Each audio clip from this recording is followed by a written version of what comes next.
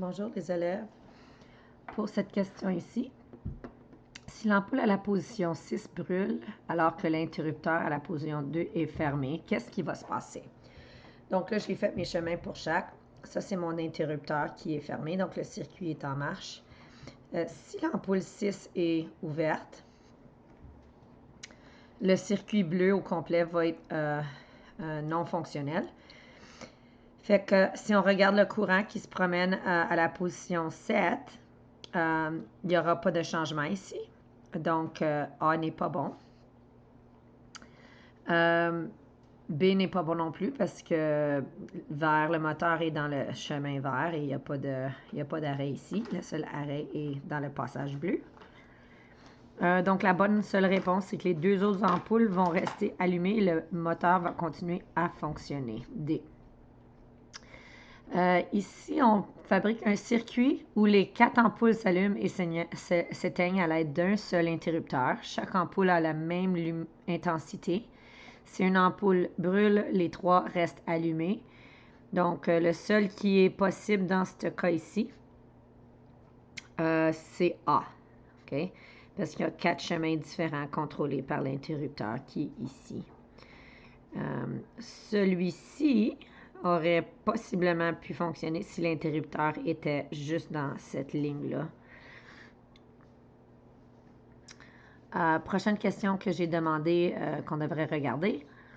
Quand tu fais tes chemins, c'est très facile à savoir qu'est-ce qui arrive au circuit. Donc, si l'interrupteur Q est ouvert, donc lui est ouvert comme ça, et P est fermé, aucune ampoule va fonctionner parce que Q ouvre les deux circuits, le bleu et le vert. Maintenant, si Q est fermé et P est ouvert, donc si on ferme Q et on ouvre P, seulement le courant vert va pouvoir fonctionner. Donc l'ampoule A va être allumée. Puis quand les deux interrupteurs sont fermés, évidemment, A et B vont être allumés. Ici, on n'a pas encore vu la puissance, mais on donne la formule puissance égale à I fois V. Ça, c'est I, ça, c'est V. Donc, il faut faire une multiplication. Ça nous donnerait le 39,6 watts.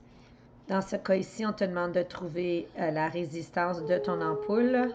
Ta tension, c'est 1,5 fois 4. Tu en as 4, donc ça te donne 6 volts en tout.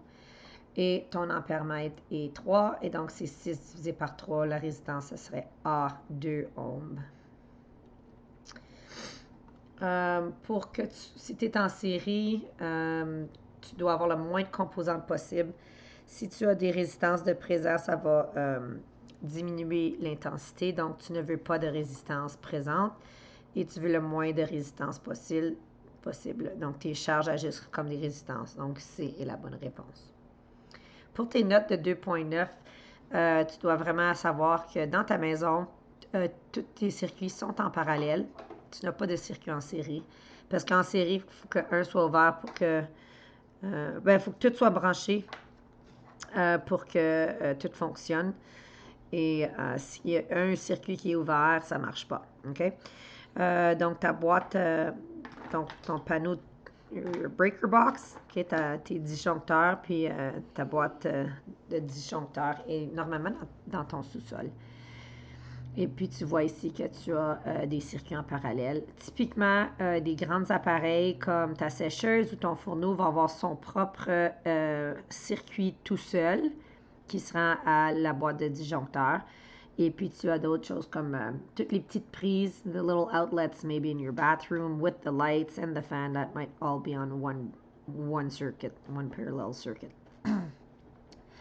Mais les appareils qui demandent beaucoup d'électricité sont souvent tout seuls. L'exemple ici, ça dit, essayez d'imaginer l'électricité qui part de le centre, la centrale électrique, et qui se rend jusque dans ta maison. Donc, si tu regardes en bas ici, ta centrale fait de l'électricité. Et puis, ça va dans un transformateur avant de s'en aller dans les villes et pour aller dans les grandes lignes de transmission. Donc, on augmente la tension. C'est un transformateur élévateur. Et ensuite, il se promène ici. En passant, beaucoup d'énergie est perdue dans les fils électriques.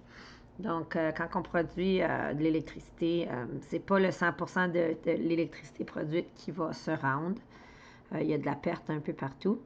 Avant d'aller dans les lignes de distribution, c'est les lignes que tu vois dans les rues, tu dois aller dans un transformateur abaisseur. Donc, ça va diminuer la tension. Donc, ici, c'est des centaines de milles de volts. Donc, plus que 100 000 volts ou plus même. Et ici, c'est plutôt dans les, je sais pas, les 250, les 600 volts possiblement aussi. Et une fois qu'il veut, avant d'aller dans ta maison, il y a un genre de petit cylindre qui est attaché au poteau. Donc, c'est un autre abaisseur de tension ici. Donc, tu en as deux. Et ensuite, il va se rendre à ta maison. Quand il arrive à ta maison, il doit passer par ton wattmètre. Ici, ça s'appelle le compteur. Et ensuite, la boîte, le panneau de service de disjoncteur, ton panneau, et un disjoncteur. Et ensuite, dans le courant.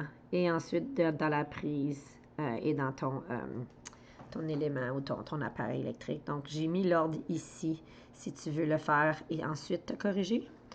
Pour les microcircuits, qu'est-ce que tu dois comprendre, c'est qu'ils sont tous immobiles. Donc, on fait des pièces immobiles et si on a besoin d'avoir des interrupteurs ou des circuits, des variables dégradées, voyons, des rhéostats, okay, des gradateurs, c'est tout fait avec des pièces immobiles. Donc, tu dois comprendre qu'un transistor, c'est un interrupteur immobile.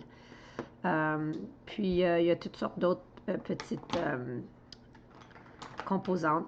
Tu n'as pas besoin de toutes les connaître. Habituellement, on parle, si on veut que tu aies une idée au moins de c'est quoi les commandes dans les microcircuits. Oui, c'est tout pour ça.